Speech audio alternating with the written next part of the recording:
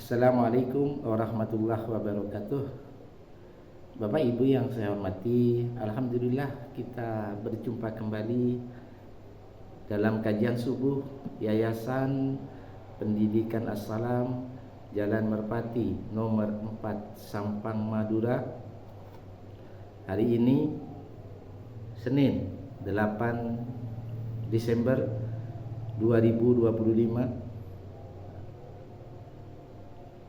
Tema pada pagi hari ini adalah menjaga keimanan dengan kolbu kiri kita.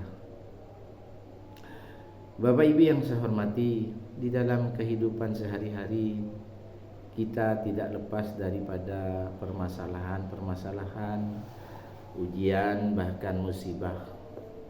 Namun demikian, yang kita harapkan bahwa kita harus sabar, bahwa kita harus mengembalikannya semuanya kepada Allah.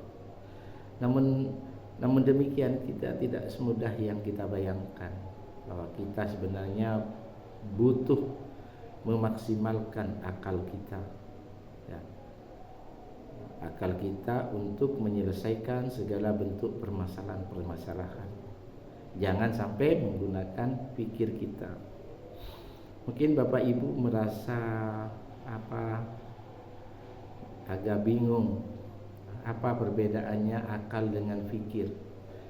Jadi kalau fikir itu ada di kepala, tepatnya di otak kita, sedangkan akal itu ada di dalam kolbu kiri kita, tepatnya di dalam jantung sebelah kiri. Jadi apa bedanya? Kalau orang berakal itu berarti berfikir dan berzikir kepada Allah. Jadi selalu benar, artinya selalu mendapatkan pengawalan dari Allah. Tetapi kalau orang itu berfikir, maka itu tanpa berzikir, berarti ada kemungkinan dia tanpa pengawalan Allah.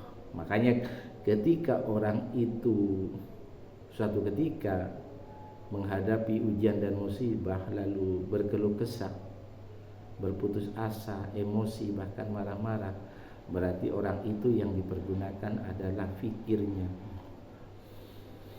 Tapi ketika orang itu suatu ketika ada permasalahan, ujian, bahkan musibah, tapi yang dia ingat pertama kali itu adalah Allah Subhanahu wa taala. Dia yakini bahwa ujian dan musibah itu sebenarnya datangnya dari Allah, dan Allah bermaksud baik. Allah bermaksud menghapus dosa-dosa kita. Allah maunya mau mengangkat derajat kita. Nah, ini sebetulnya yang Allah berikan kepada kita. Maka orang beriman tuh menangkapnya dengan rasa bergembira, ya. Berarti pada saat itu Allah sedang sayang-sayangnya kepada hambanya. Makanya kita jangan kaget bagi orang yang semakin bertambah imannya, maka Allah pasti akan memberikan ujian yang lebih berat lagi, Bapak Ibu.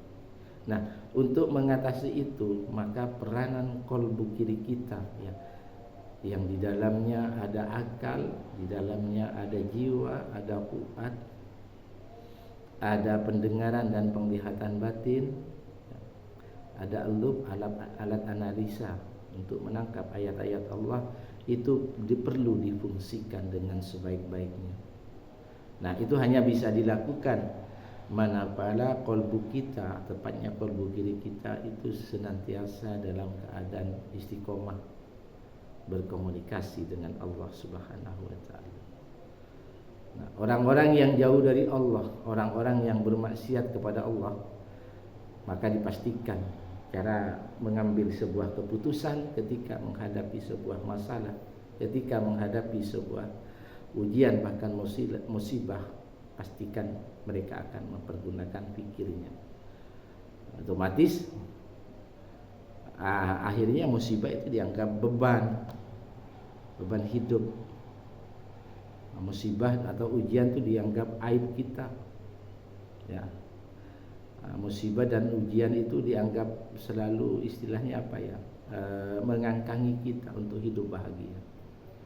Tapi orang beriman tidak seperti itu. Orang beriman yang bekerja dengan kolbu kirinya itu justru menanggapinya sangat jauh berbeda, merasa senang. Artinya semakin dekat dengan Allah, semakin sayang dengan Allah, semakin ditingkatkan ibadahnya. Nah, untuk mencapai keimanan itu, maka kolbu kiri itu harus dilengkapi dengan perangkat-perangkat yang harus dijaga. Coba kita renungkan dalam surat Al-Ahzab ayat 41. Surat 33 ayat 41. A'udzubillahi minasyaitonirrajim. Bismillahirrahmanirrahim. Ya ayyuhalladzina amanu dzkurullaha dzikran katsira. Hai orang-orang yang beriman, berzikirlah dengan menyebut nama Allah dengan zikir yang sebanyak-banyak. Mengapa harus banyak berzikir kepada Allah? Ya supaya instrumen dalam diri kita itu dikuasai oleh kolbu kiri, Bapak Ibu.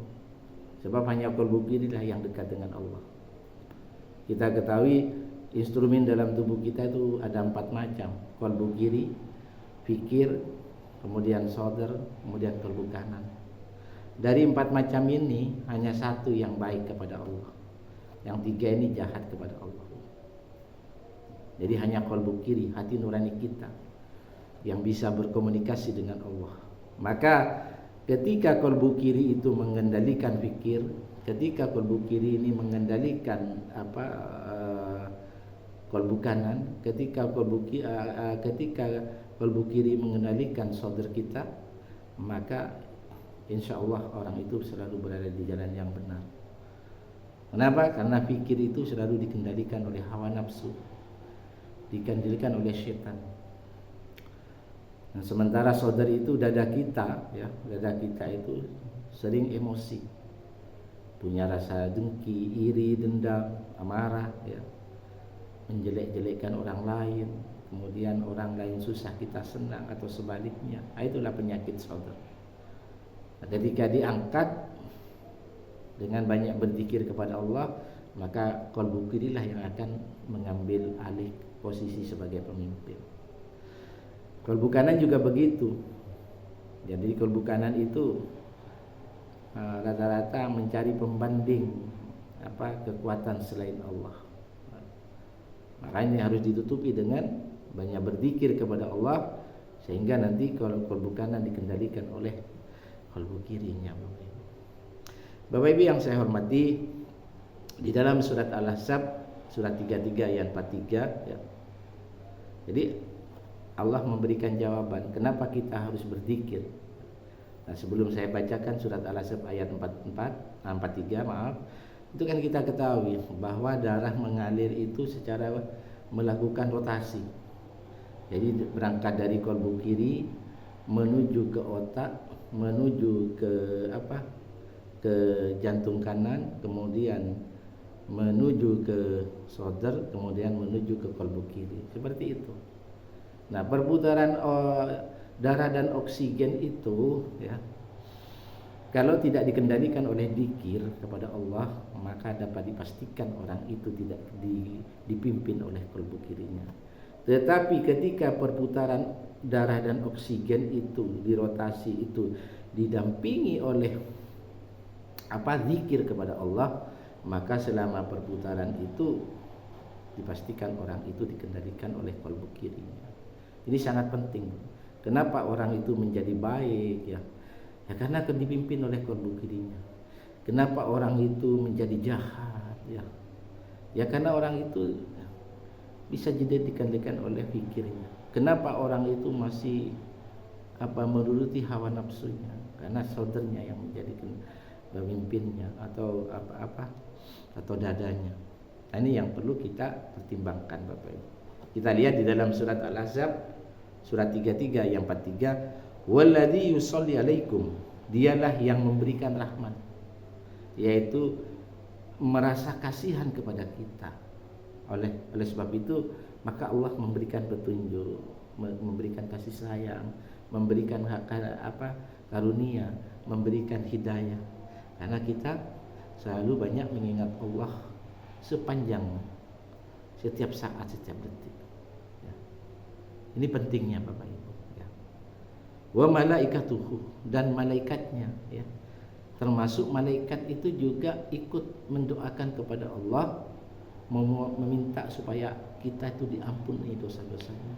Kemudian juga ya, malaikat itu berdoa kepada Allah liyukhrijakum, supaya dia mengeluarkan kalian, ya. Artinya supaya orang yang banyak berzikir kepada Allah, banyak mengingat kepada Allah, malaikat itu selain mendoakan untuk supaya kita diampuni, malaikat mohon kepada Allah supaya hambanya itu dikeluarkan dari tempat yang gelap, minad dzulumati ilan nur, dari kegelapan, dari kemaksiatan, dari jauh dari, atau orang-orang yang jauh dari Allah menuju kepada cahaya, yaitu orang-orang yang taat kepada Allah, orang-orang yang patuh kepada Allah, orang-orang yang ridha menjalankan segala perintah Allah. Atau menuju kepada ilan nur, itu menuju kepada keimanan. Jadi kalau sudah kondisinya beriman, orang itu pasti sabar. Orang beriman itu pasti selalu baik ketika diberikan ujian atau musibah. Wa ma kana bil mu'minina rahimah, dan adalah dia maha penyayang kepada orang-orang yang beriman. Jadi intinya di sini Bapak Ibu, bahwa kepemimpinan kolbu kiri ini sangat-sangat luar biasa Bapak Ibu. Selama orang itu beriman, maka dapat dipastikan orang itu akan dipimpin oleh kolbu kirinya.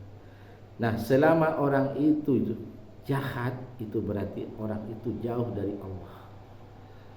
Dan orang itu bisa dipastikan bisa jadi dikendalikan oleh fikirnya, bisa jadi dikendalikan oleh saudaranya, dan bisa jadi dikendalikan oleh kolbu kanannya. Oleh sebab itu Bapak Ibu, pentingnya kita memelihara dan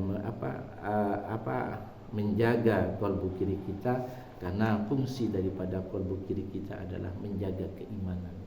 Seseorang yang sudah beriman kepada Allah, maka dipastikan Allah akan turun tangan. Segala bentuk permasalahan baik yang ada di dunia, bahkan yang ada di akhirat nanti, itu pasti Allah yang akan mengendalikannya. Mudah-mudahan menjadi renungan bersama. Terima kasih. Wassalamualaikum warahmatullahi wabarakatuh.